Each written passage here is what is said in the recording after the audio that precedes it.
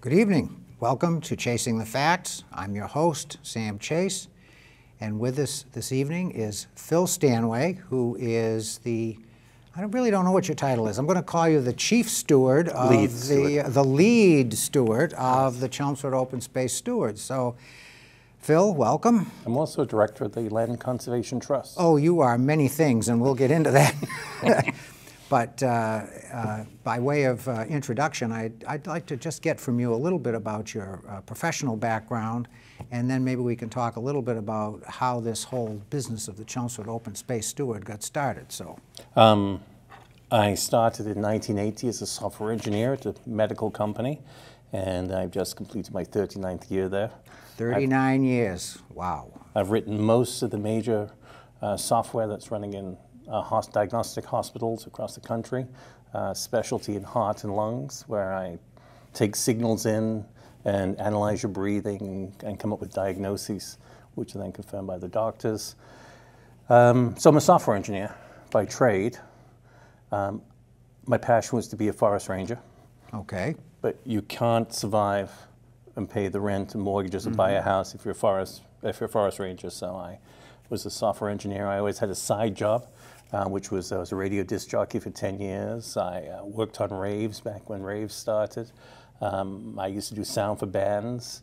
I'm a licensed projectionist. I could run the carbon arc projectors. Then I worked out on Star Island, started a volunteer group up there, and a volunteer group in the RMC up in the White Mountains, where I did a lot of hiking. And I enjoyed that.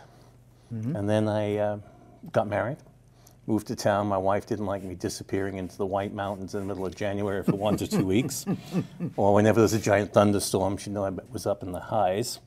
And so she said, why don't you find something locally? So I approached the town and found out we had some walking areas. The walking areas was first I started at the lime quarry, which had a horrible, notorious reputation back about 15 years ago. And it was true. Very rundown, full of trash. So I went to the town and said, can I start an organization that will help clean these up? And the selectmen at the time thought it was a little insane. I remember it well.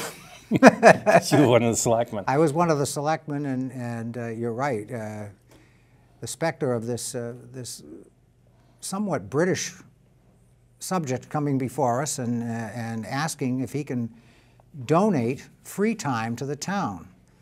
And I remember the other selectmen kind of thought, well, this is strange. All I heard was free labor. That's all I heard. So, and then we started with the lime quarry, and right. we cleaned it up. And I actually in the early days I was at the lime quarry. We'd done a bunch of cleaning. I was leaving, and I didn't get more than 50 feet out of the parking lot when the blue lights went on. I got pulled over, and the officer said, we've seen you at the lime quarry a lot. We know what goes on there. So then I met with the chief and explained that, yes, I was cleaning the place out. We haven't had any incidents since then. And that started with the first one, and then we got the next one and the next one. And we checked the records, and we've been active or supporting up to 24 different sites in town. Well, that's amazing. So I'm going to go back, and I think it was 2005. November 5th, 2005. Okay, so that's that. At least when we started. I remembered the year correctly. I certainly do remember your presentation. It was inspiring, and I would say that you epitomize what volunteerism is all about and what it can be about in Chelmsford. And so this Chelmsford Open Space Stewards, where you are the lead steward, I'll get that title right, has now been going for almost 14 years. Yeah. And give us an idea as to the entire scope of what you've been doing over the last 14 years, not necessarily by project, but just by size, acreage of open space, and maybe hit a couple of the highlights of some of the major projects that you've and your crew have worked on, and also if you could describe a little bit about the membership of the Open Space Stewards. The scope of it is vast, because we just don't say no. we start with one project and someone will call up and say, I need help on this. And we always say, sure, how can we help? What do you need? And we branched out slowly. So we started with conservation. And then we started picking up land trust sites. Then we started picking up town sites. And then we've had even some private people we've helped. But the goal was our open space was so run down that it was, people didn't feel safe going to it. And by getting, the goal is to get people into these open spaces. If you can get people walking these open spaces, riding in them, taking family trips, then if you put a good element in a place, it keeps clean, it keeps out the bad element. Mm-hmm. And that was the underlying theory of it. And it's nice to find a place to walk in town. And so we started with, the first one was the lime quarry, probably one of the most notorious. And now it's funny because you see the condos on both sides. They say next to lime quarry conservation land, mm-hmm. and that's only 10 or so years later. Crooked Springs was another one that was badly run down. Thanksgiving Forest, we were advised not to go into originally because it was unsafe. And when we first started about that, we'd pick up 150 beer cans a week in there and trash. And now you just carry one of the plastic bags, but after July we can't even carry the little plastic bags. I guess we'll have to go to paper. Really? Or recycle. Oh, that's right, because of the of the ban. That's correct. Right. So, and then we moved into the beaches. We did a lot of work at Varney originally. We did massive amounts of work at Hart Pond, which we're still very active on. Mm-hmm. And people don't realize that when we're cutting the grasses on these places, we cut that, we pay for the gas, we provide the lawn mowers, we haul the trash, we do all the tree maintenance, we do all the fence fixing, all the sheds you see built there are Eagle Scout projects that we've worked with. At Sunny Meadow, every piece of fencing in the entire place we put up. And a lot of the, as you say, a lot of the members donate, in addition to donating their time, they donate heavy equipment, yeah. The gasoline to run the machines and things of that nature. And wasn't it just this past, I can't remember now, was it the past Springtown meeting? It's the first time we've asked for money. The first time in 14 years where Chelmsford Open Space actually approached the town and asked for some money. So what was the munificent sum that you had asked for? We asked for $3,000. We thought it was yearly, mm-hmm. Permanent $3,000 a year, but we find that's only for 1 year. So we're going to have to go back to town meeting every year and ask for. You'll have to get an authorization every year probably to get that. But because we've expanded into things like Sunny Meadow, it's mm-hmm. huge, a lot of grass. We have 8 lawnmowers, we need to cut that, so we're going to put gas in those. Picnic tables we have to fix. The trail maintenance was very cheap, per se. Mm. But maintaining these parks is expensive. So we found that we're draining a lot of our cash paying just things like gas, oil, equipment, repairs. And the $3,000 should cover my gasoline bill, my parts bill. But again, we don't have people fix stuff. We have an amazing crew of older people who are from a generation that know how to fix things. Right, exactly. Mm-hmm. And at Sunny Meadow, you'll see one of the greenhouses right now is full of lawnmowers. Mm. So in the winter, we bring all our lawnmowers in, then we rebuild all the lawnmowers. Amazing. And the lawnmowers presumably were donated. They were donated, yeah. We have in really sad shape, some of them. One of our guys is a mechanic. He's in his early 80s. If he needs a piece, he'll either buy it off eBay or he'll go manufacture it at his machine shop. Mm-hmm. And then they'll put them together. And as for meetings, people ask, why don't we have meetings? Well, I always found meetings to be kind of a waste of time. Because meetings are generally a bunch of people sat around saying what other people should do. So we've moved it to... actually doing something. Yeah, if you don't have a shovel, it's just as easy to talk with a shovel in your hand exactly. or a paintbrush. Exactly. And everything's done virtually off Facebook. Mm-hmm. If we can't plan what's going to happen because it's based on what's available. I might get a call on the weekend and say, hey, Phil, I wrapped up early on Friday afternoon. Do you need a backhoe for a couple hours? And then I say, oh, I get a backhoe for 3 hours.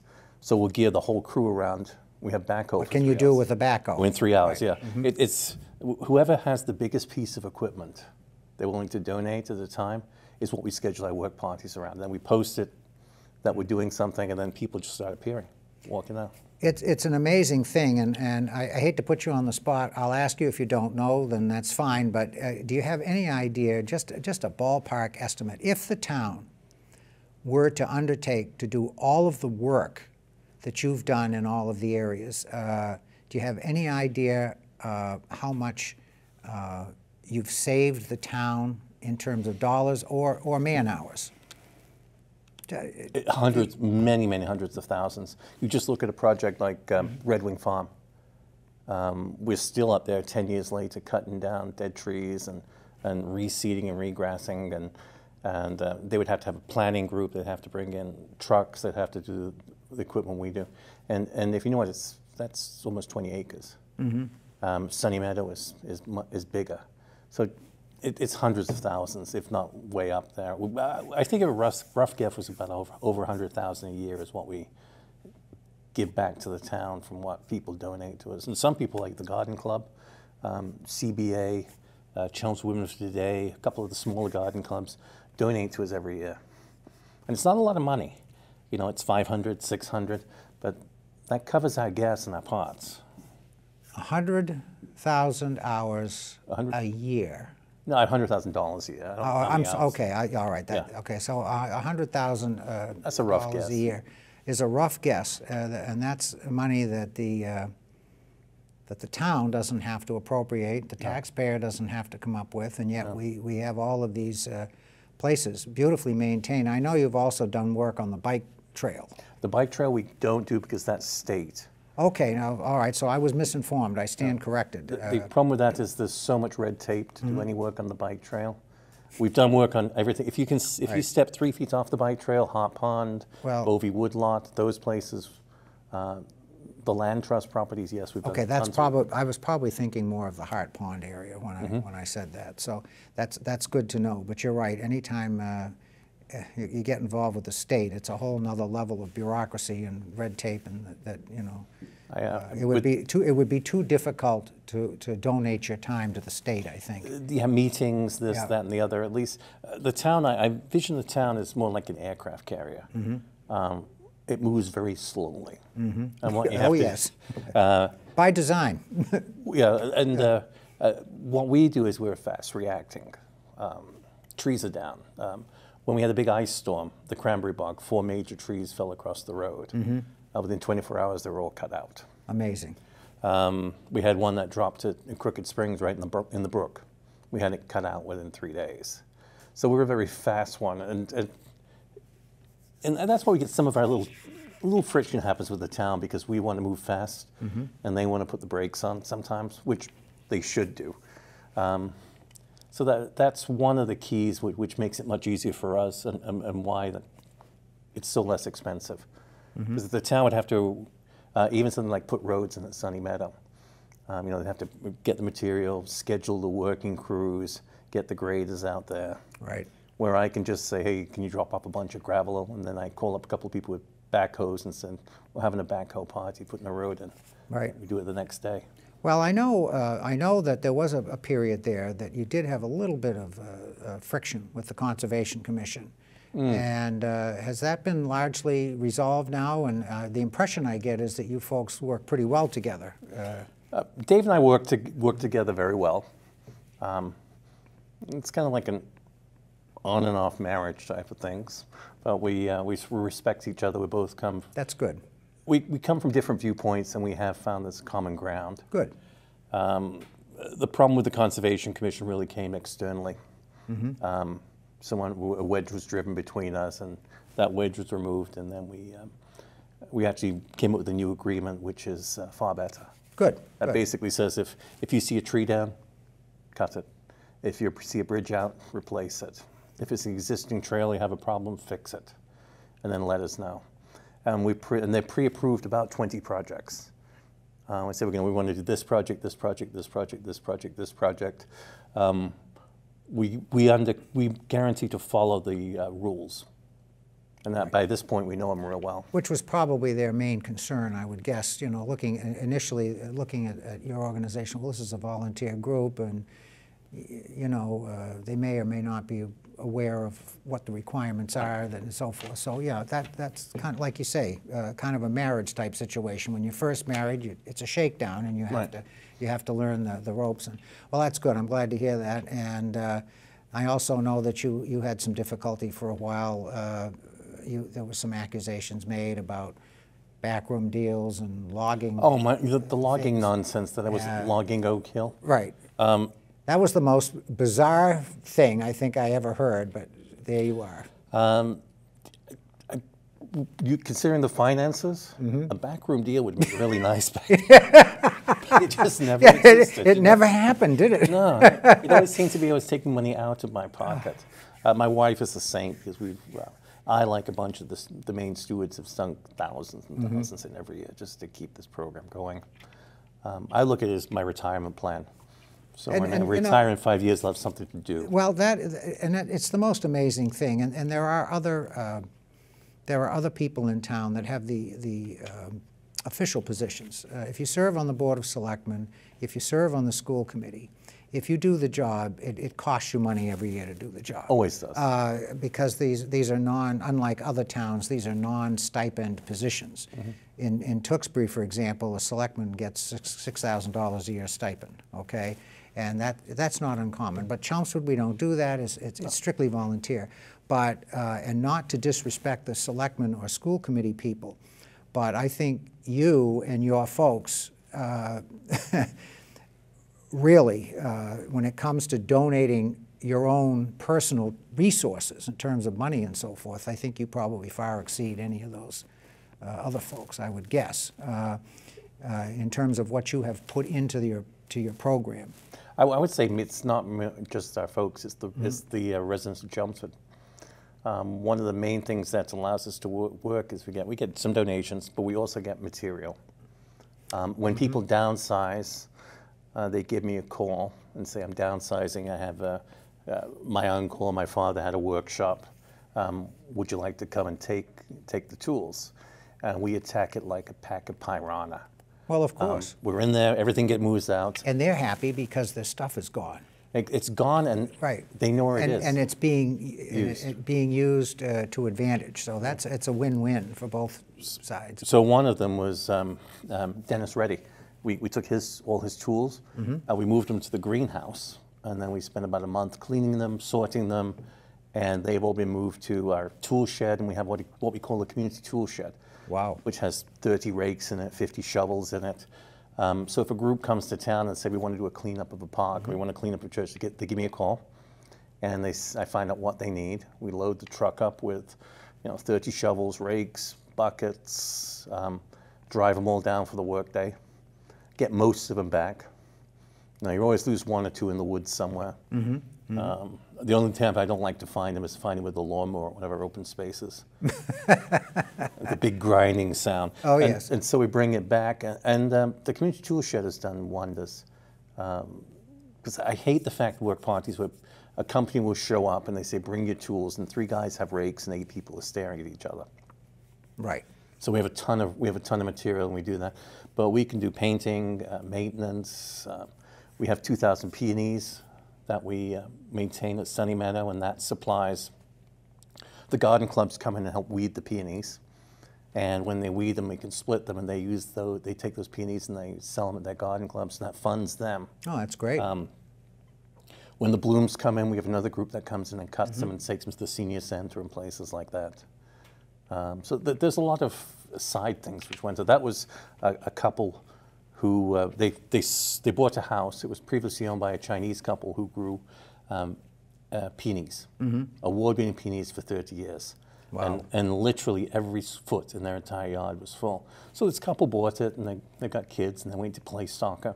The snow melted, and up came over 2,000 peonies. Wow, unbelievable. So I got a call, and they said, can you come pick it up? And I said, 2,000 peonies? I have to move them in 3 weeks and build a garden? I said, sure. So we got every truck we could. We loaded in with flowers because they're actually in bloom. We're driving them across town, and people are pulling over because they think it's a funeral. Of course. And then we came back and we pulled up the walkways, and then we came back and dug out all the gravel under the walkways, and that all went to the farm. And so they ended up with just this, we graded it, so they ended up with a perfectly graded yard at the end of it, and we have a peonies garden, which is, you'll see 50 of them at the garden in downtown. Mm-hmm. And remember, folks, this is all for the benefit of the town, the aesthetics of the town, and all volunteer effort. It's just amazing. Well, we have some time left in the show, and you sent me a list of topics the other day. Yeah, just things I'm currently working on. And I'd just like to have you, maybe you can hit some of the highlights here with some of your favorites, and maybe explain to the audience what some of these things are. Yeah, this is just a quick idea of what we're working on. We have only 2 pages. On the 27th, the purple beech that used to be on the common.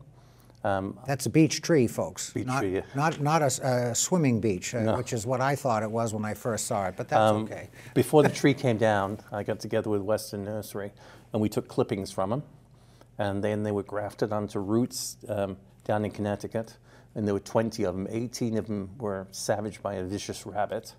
2 of them survived. Wow. And they came back this last fall, and with the tree committee, we have 2 clones of the one that's on the common. And they're in good shape? They're in perfect shape. Okay. One is going into Sunny Meadow. Great. One is going into Garrison House. We'll have an announcement of when we're going to do it, and that should be a great one. That's wonderful. Maple syrup season, where I've been working with Farmer Durgay. I don't know if the camera can get in here and get the shot, but we have a sample Yes.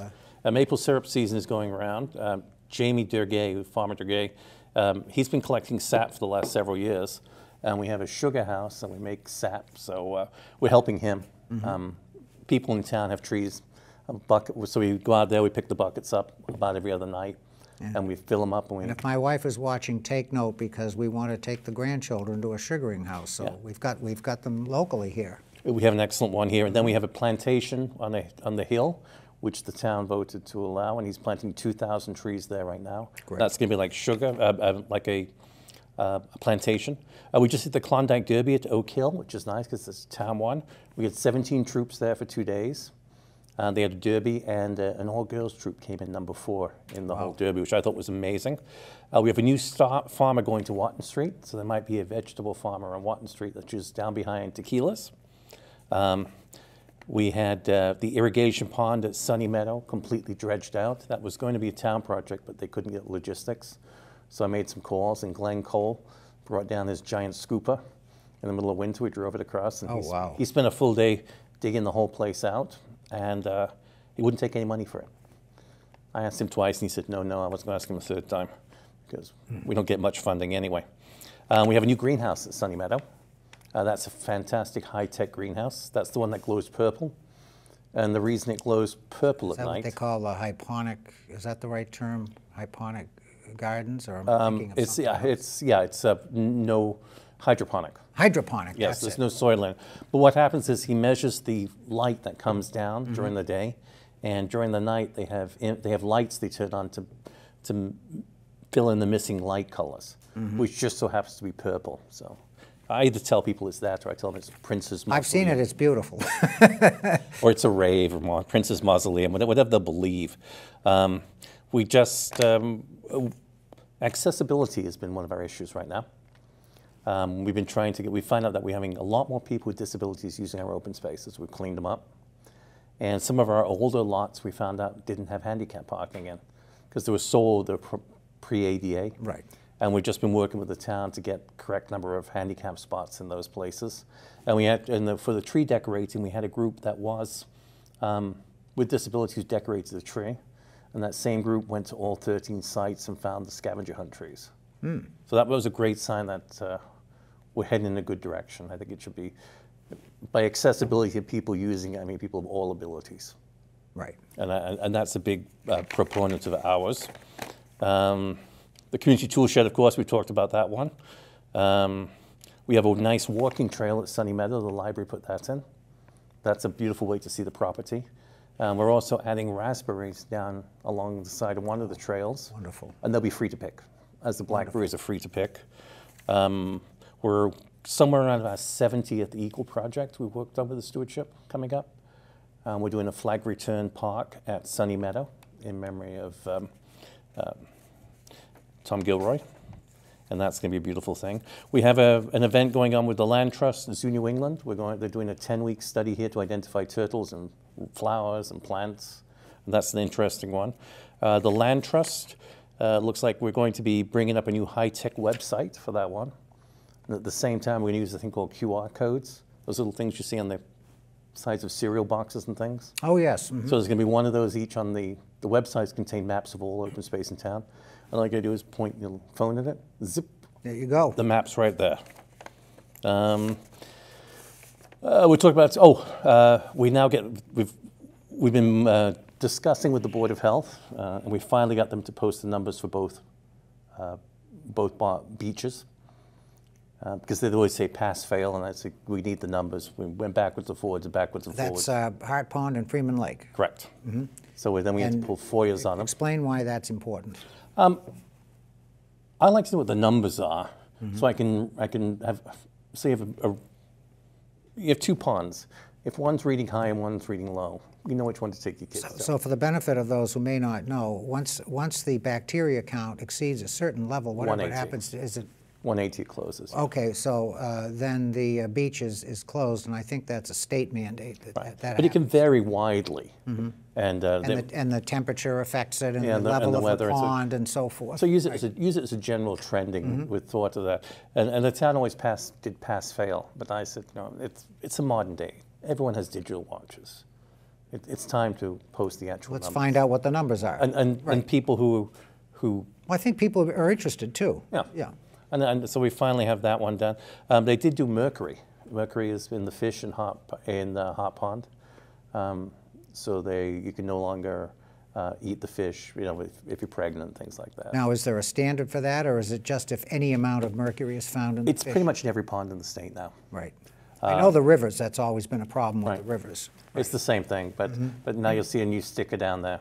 So if you're pregnant, Sam, don't eat a lot of fish from there. I'll try to remember that. I may have difficulty, You know how things are with advanced age, So, well, that certainly is a very good summary. And why don't you talk a little bit about, well, the last thing on your list here. You've got Chelmsford Open Space Stewards free events. Now, yes. The whole concept here is it's free for, for the town, the services that you provide, but you actually stage events that people come to by, word of mouth invitation, and maybe you could talk. We have 2 minutes left. So. Oh, we have. All right, we'll do the day before Thanksgiving walk. We go to Thanksgiving Forest. Becky Warren gives a speech. We have free cookies, free hot chocolate. It's that word again, folks. Free. Free. That's the operative word. We have the Pumpkin Armada, where we float a couple hundred pumpkins in Hart Pond. That's free. We provide music and give out candy bags for that one too. 2 weeks after that, we take them all out, put them on our trebuchet, because everyone has to have a trebuchet. And we let the kids shoot them into the field. And then we decorate 13 to 16 trees on different open space. We have a scavenger hunt to get families out during the winter to explore our open spaces. It's absolutely amazing what you have been able to achieve for the town in the last 14 years. And I don't know of any other municipality where there is such a dedicated group of volunteers who are willing to give their time, their resources, and that's the amazing thing. You talk about people bringing in their heavy equipment and so forth. That isn't cheap. No. I mean, anybody who's had any landscaping or excavation work done on their property knows what it costs to bring somebody in with a backhoe or a piece of heavy I do buy them a coffee, though. Well, so. I think that's very generous. And I think I know one thing that I remember your wife said one day. I was going by your house, and I saw a big pile of mulch. And to make a long story short, probably 3 or 4 weeks went by, and that mulch was still there. And I said to Joanne, I said, all this work that Phil does for the town, I said, and you can't get him to spread the mulch. And she said, well, when you go into a plumber's house, what do you find? Leaks. So that's it. So that's true. Phil, thank you for coming. You've been a great guest, and keep up the good work. Thank you for voting yes for us. Absolutely. All those years ago. Glad to do it. So.